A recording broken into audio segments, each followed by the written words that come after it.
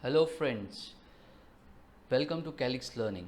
My name is Rahul and today in this video we are going to see how to convert this data range into tables and how to use slicers on this table which is created.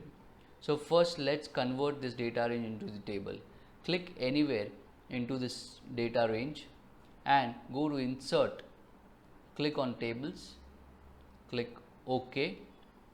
It converts this data range into table. Now as this data range is converted into table, we will also get one menu which is known as table design. In this we will click one option, that is total row.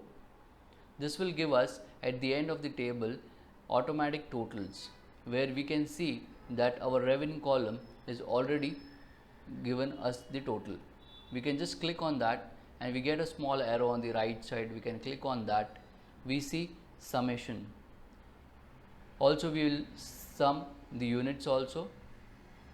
We also have other functions which we can use, average, count, max, min, but right now we want sum. So we will click on sum.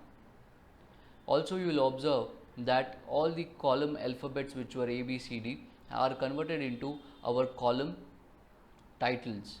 Now this is one of the best features which when you convert the data range into table. So if you scroll down, you will be able to see this columns. Right now we will scroll up and just press Ctrl up key to scroll up, and you will see the column titles are converted into the alphabets.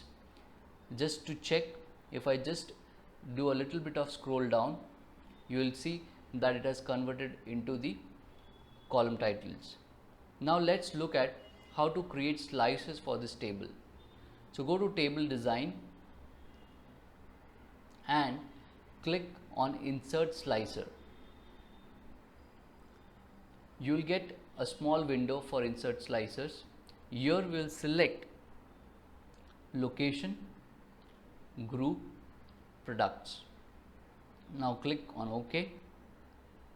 We get 3 palettes which are the slicer palettes, or we can call it as slicer windows, which we can arrange it by clicking on the title of it and move there, and we'll just arrange them. From here we'll select the options which are given in all these 3 palettes. So in location, if I select east, in groups I will select cereals, and in products I want to select raisins. You will observe in the table that it has filtered all the data and given us the subtotal of the options which are selected in the slicers. So this works basically like a filter also, but while we are using the slicers, it also helps us to easily select the options from this. So this is one of the best way to use the tables with the slicers. Thanks for watching this video, and please subscribe our channel Calix Learning